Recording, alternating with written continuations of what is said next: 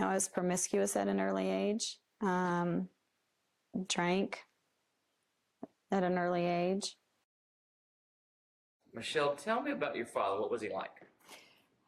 Well, I don't really know what he was like. My perception of the little bit of time I was around him would be that quiet, probably as an adult looking back, you could see the insecurity maybe, the unsettledness.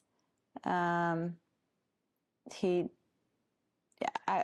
would say there's probably some insecurity, some stuff going on in there, but he always appears to be very quiet and unsure of himself.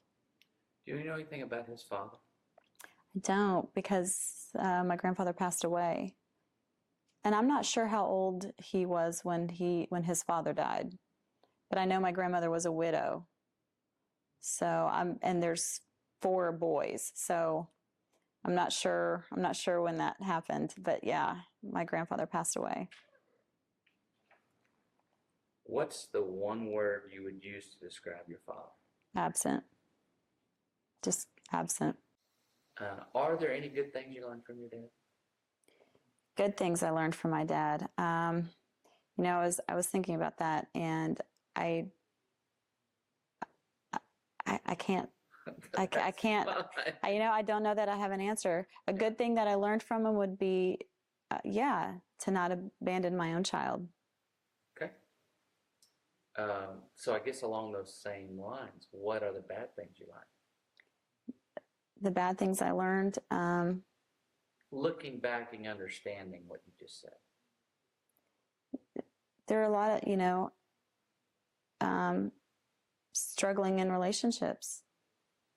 I guess always looking to, to other men or boyfriends or whatever to fulfill that loss of not ever having that, feeling that need to be loved and not understanding that I'm already loved and I am worthy, and I am a valuable person, whether he's around or not. So growing up without that father, as a young child, a young girl, what do you think the impact of that was? Oh, it was huge. I don't know what it would like to be to have a father, but I know not having one. I was promiscuous at an early age, drank at an early age. I never did drugs, but there's just this insecurity in relationships. My friends are like, you weren't shy. I'm like, but I guess it's your own, maybe they didn't know how I felt. I don't know if I faked it. I don't know, but always searching for affirmation, needing affirmation, not understanding that, you are good enough because you grow, when your father, especially I would say a father abandons you, but both parents, you feel unloved.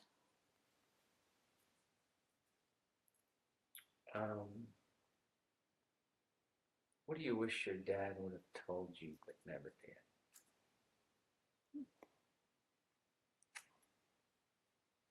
I was going to say that he loved me, but I would have that would have had to been followed up by actions. Yeah. I mean, I would have loved to know that I was loved.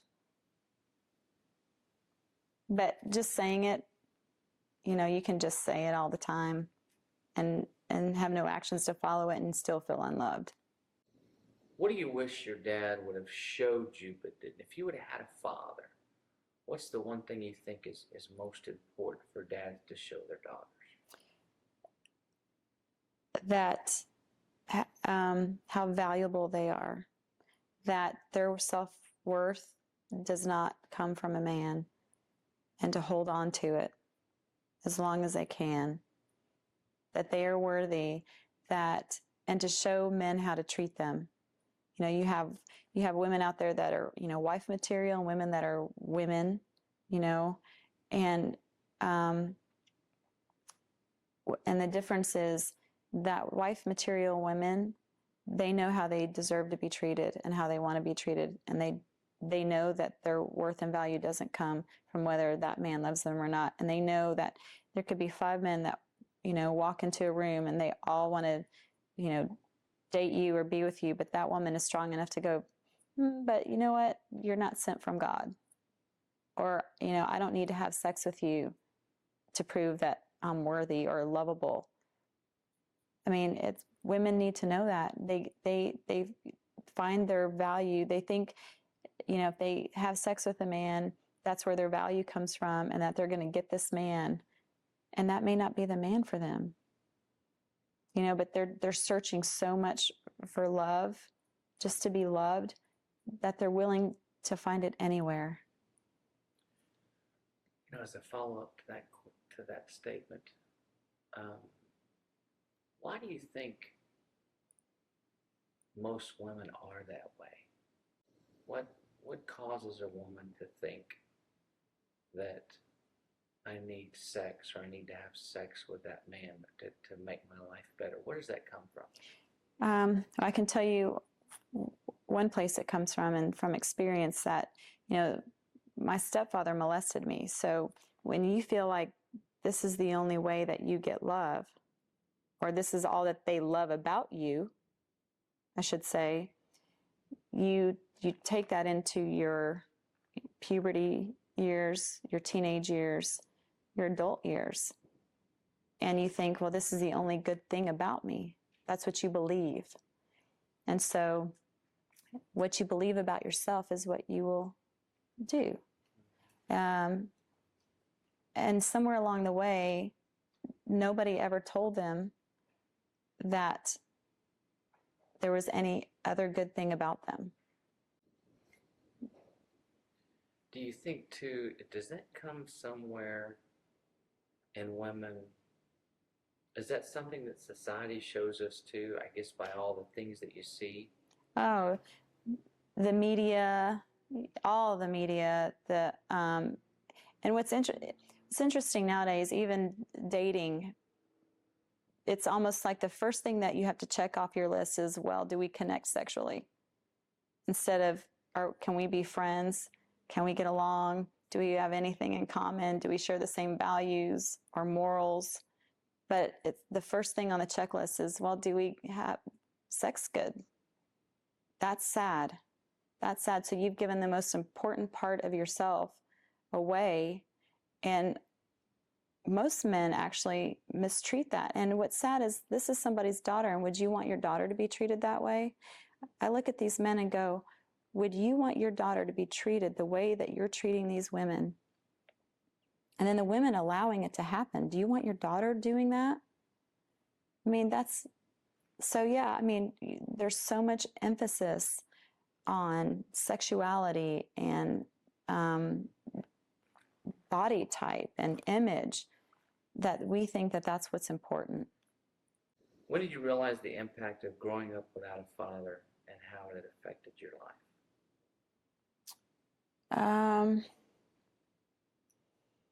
Wow. I'm gonna take a minute to think about that. That's a good question. I don't know when I really realized the impact of it.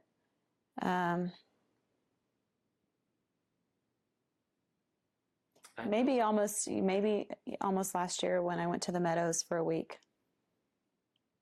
I did a workshop, and the first workshop you have to do is Survivors 1. And it's dealing with all your childhood issues from 0 to 17. And being in there, and you get to pick the people you want to talk to. So, whoever hurt you, whoever abandoned you, or whoever you want to talk to, so picking my dad, and you actually go through the motions. They're invisible, but the counselor opens the door and lets them come in, invites them, talks to them by name, and you can say, where do you want them to sit here, or would you like them to stand at the back of the room, or this whole role modeling, and you get to speak to them and write them letters and say, the things that you want to say to them. And it was interesting because my ex-husband always said that because I grew up without a father, I didn't know how to treat a man. And I didn't fully agree with that, because I am very loyal and faithful, and I am respectful, which I know that men need. But there becomes a point where when you're not getting your needs met, or you're having to play both roles, the dynamic becomes messed up. So it can seem as if you don't respect or you don't know how to treat a man. But I think it was probably just a year ago that I realized the impact of looking back, of having to go back to 0 to 17, the impact of not having what that did. You're somewhat aware of it grow through your life, but really understanding the impact that it had.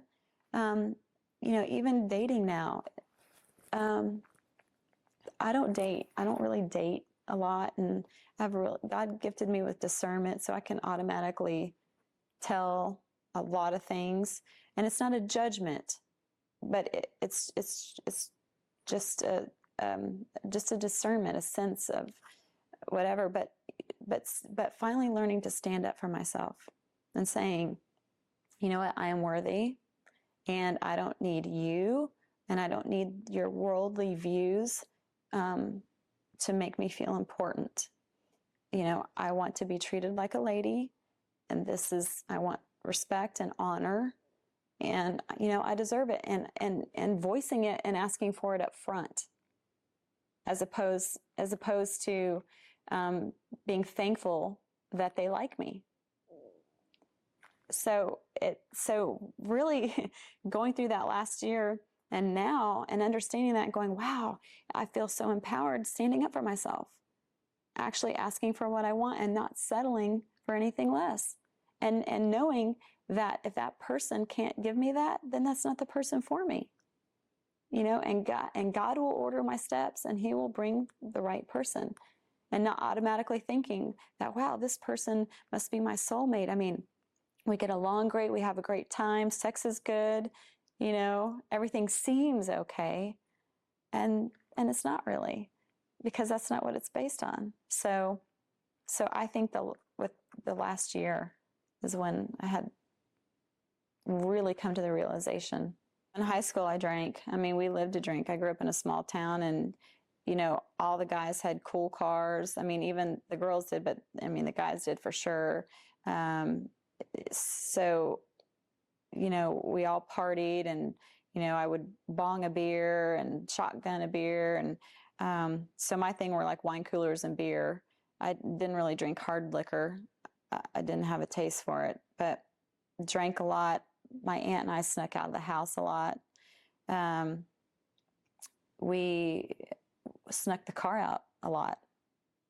So living with my paternal grandmother, she was drunk. She was an alcoholic, but we had really strict rules. We could only watch certain TV shows and sit 10 feet back from the TV. And we were in church 3 times a week.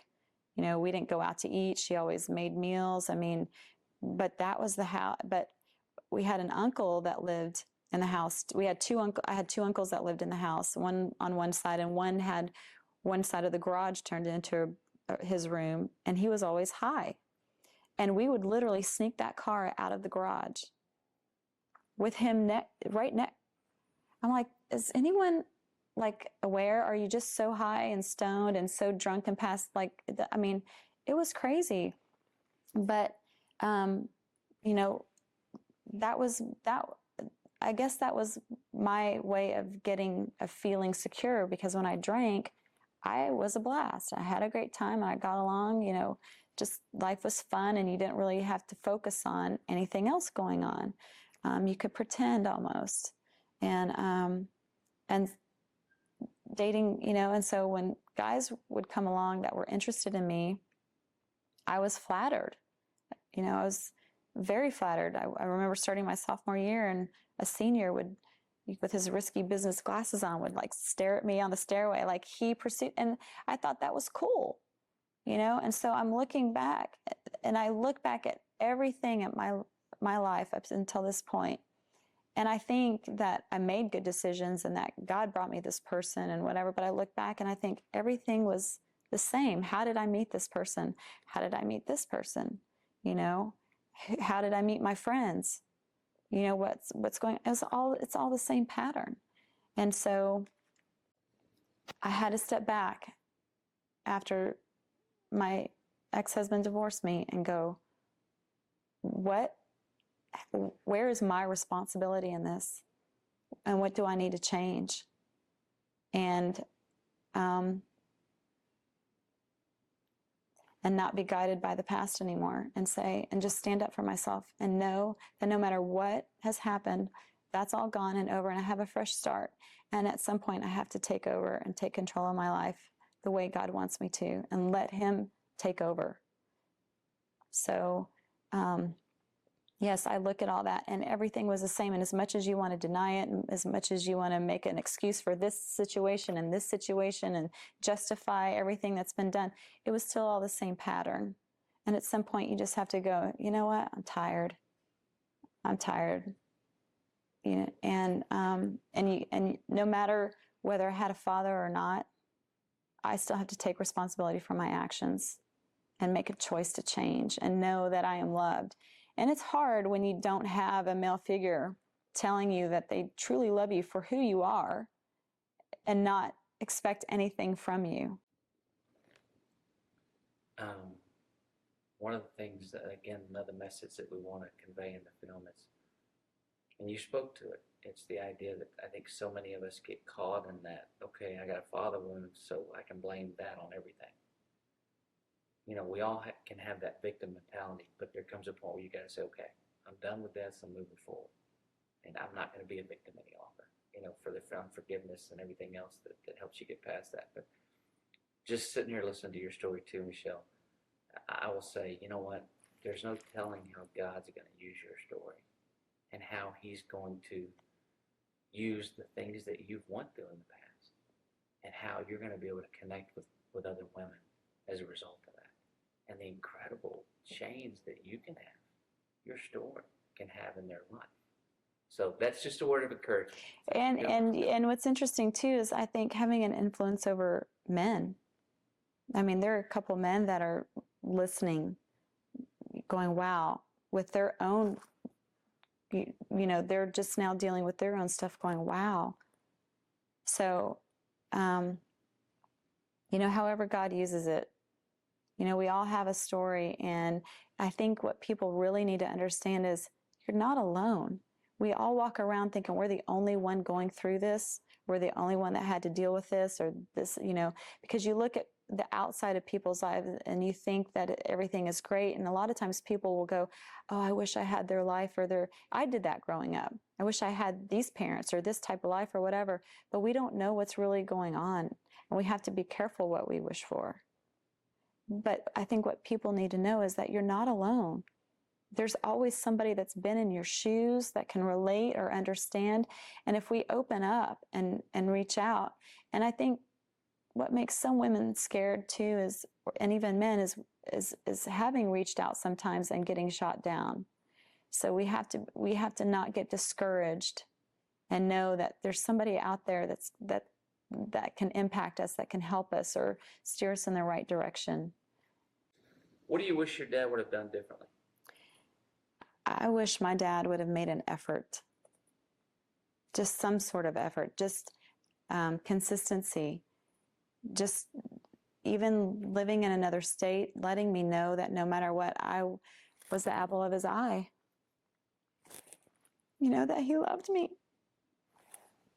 that I was important to him. You know, it's really hard knowing that he's got another family, you know, and I have a half brother that I barely know that, you know, he does a lot for. He's always there for him, and that's his kid. And, you know, it's very difficult. I just don't understand how you can know that you have a child in this world that you have nothing to do with. How do you think growing up without a father specifically has impacted the way you relate to men?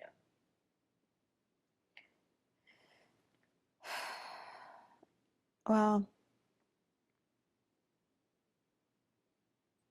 I think initially part of you doesn't trust them. I think that's the first thing. I think you don't trust them. And so it goes back to you trying to do everything you think you should do to keep them. That you think if you do this, or, you know, some of it's performance, some of it is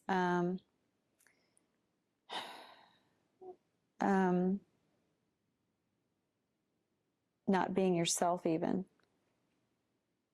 becoming someone else to keep them, so you don't lose that love, because you never had. Because I think if a woman has the love of her father, she feels strong and empowered and knows that she doesn't need anybody else, that she is worthy because her father loved her. He raised her and he brought her up and said, I love you and you're important, and don't let any, I wish I had that father that when, the man came to pick me up for a date at 16 years old, or the boy, I should say, that my father was at the door with a shotgun going, you better not mess with my daughter, or I'm going to mess with you.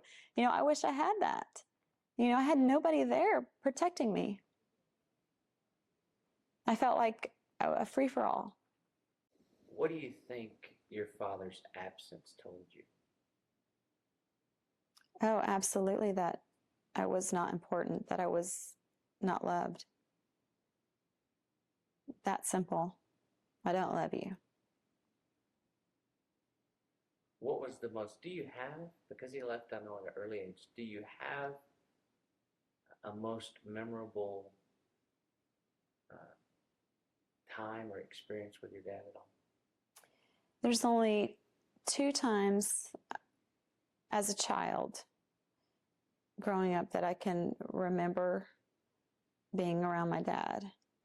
And one time was when he came to visit me when I lived in Germany. I remember him coming there and being there, and my mom telling me that this is my dad, and feeling very shy and back offish and confused, knowing that my stepdad was my stepdad. But I don't even really remember the time we spent together. I have a photo of like me being on his shoulders or whatever, but I don't even remember that. In fact, there's most of my childhood that I don't remember. So I do remember another time where my grandmother took my aunt and I to visit him in Colorado on the bus, and it was when my half-brother was born, and he was remarried, and his wife was weird. It wasn't warm and welcoming. It just, it just felt odd, but no real connection. There's no connection there. No scooping me up in his arms, going, oh my gosh, I miss you, I love you, blah. I mean, never any of that interaction, even being around him. There's a quote by Tony Dungy. Love him. And he talks about how we're growing up with a whole generation of men. Yes. Who don't know what they mean to their kids. What do you think about that? I think he's spot on. I definitely think there is an epidemic going on, and the generation of men. And I think the church is doing a poor job. First of all, I think the church wants the people to come into the 4 walls, and that's not where the church really is. The church is out.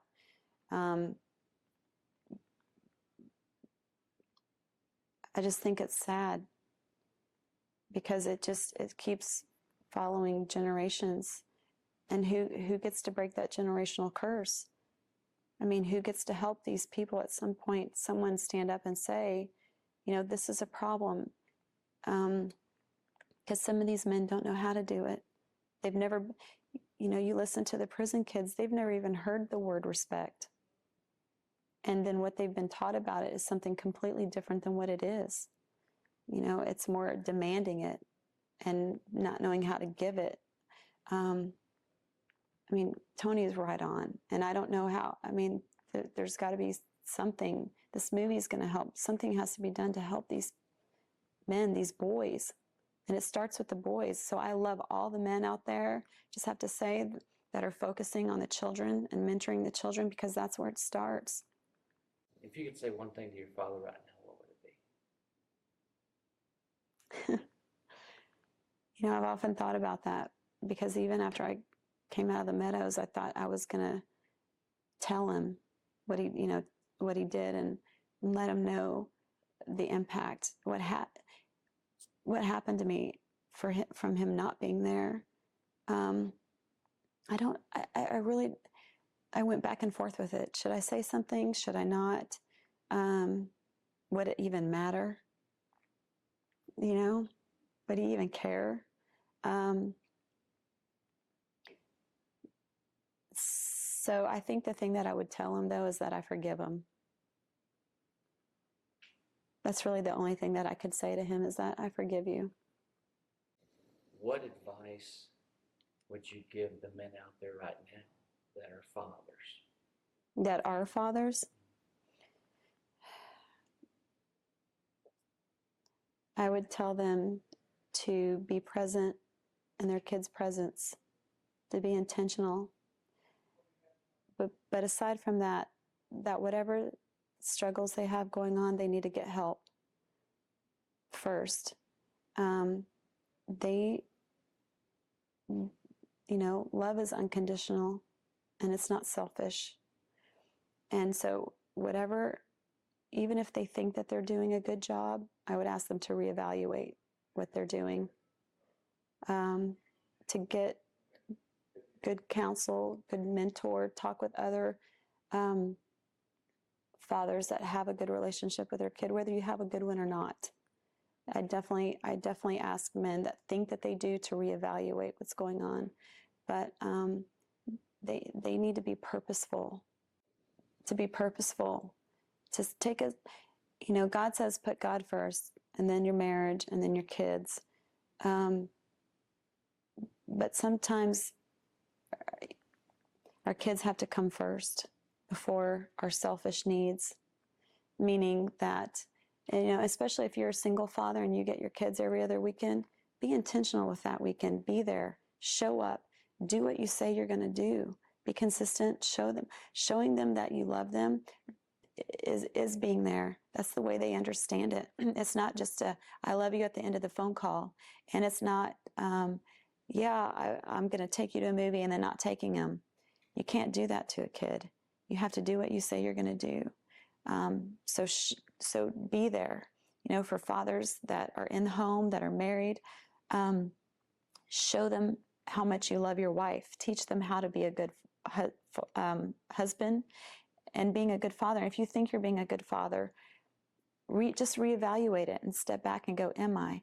And take a look at yourself and deal with whatever junk you have going on, and go get help and do what you need to do to raise those kids right. Because if not, we're just going to keep repeating a cycle. You know, I never wanted for my kid what I had to go through, and I was very intentional about raising him that way.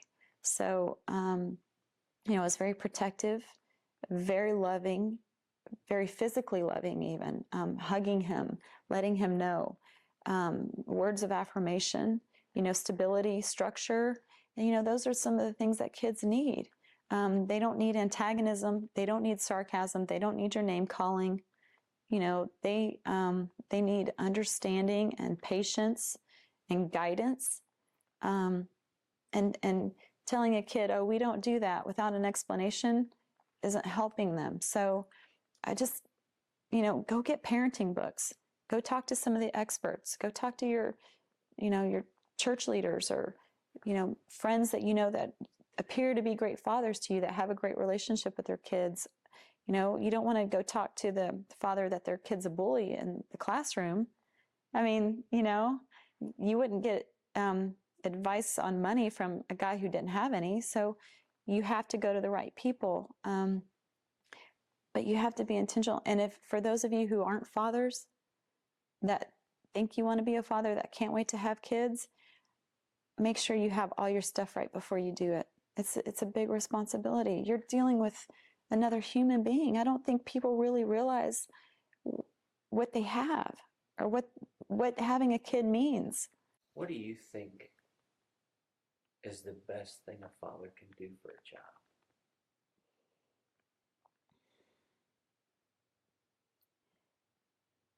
Not having one, not having had one, that's a tough question for me. But you know, I can come from the mother's point of view. But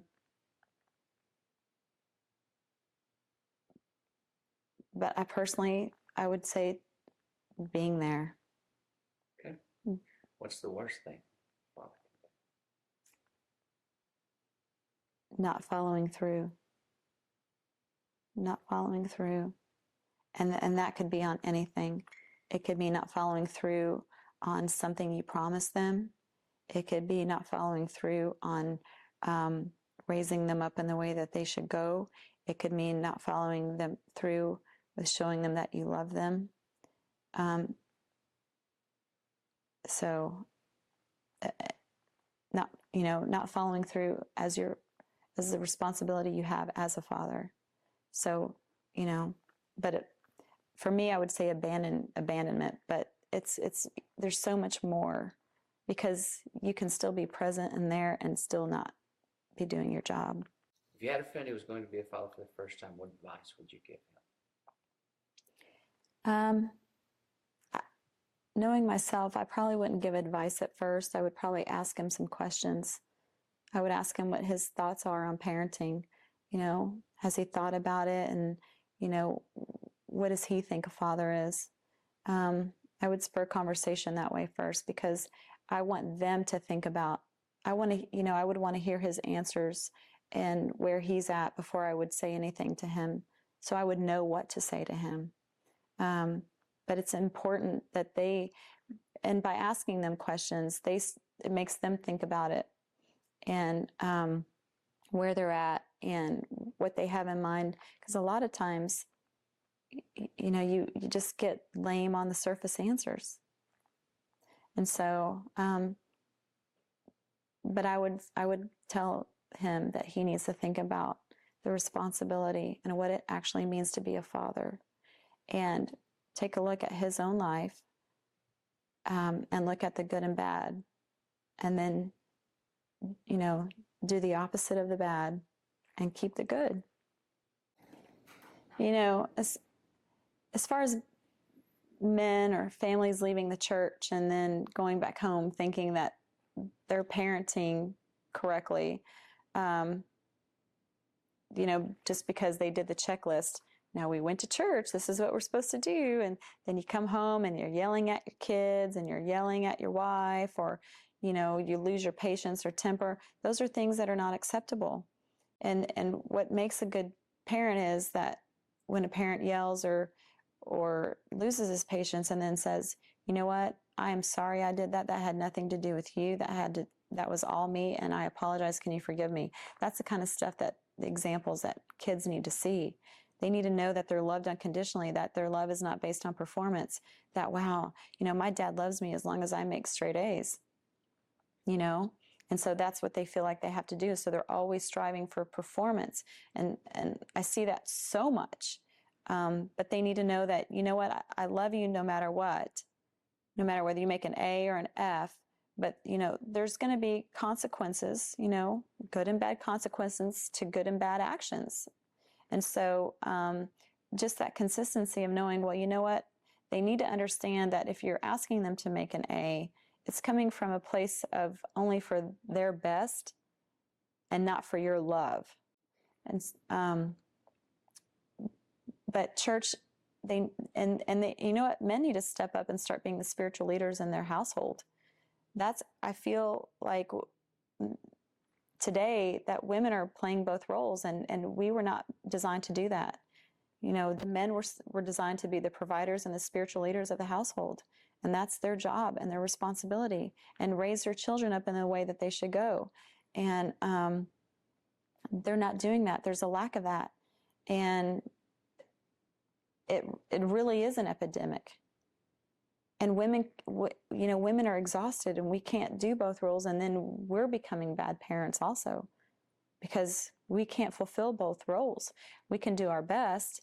And I think there are a lot of women out there, especially in single parent homes, that do a great job, and we're forced to do it. But, you know, especially for the men that are married with families that are in the home, they need to step up and become the spiritual leader. And I would say no matter what's going on with them, whatever stuff they're dealing with, they need to deal with their stuff and take responsibility of their family.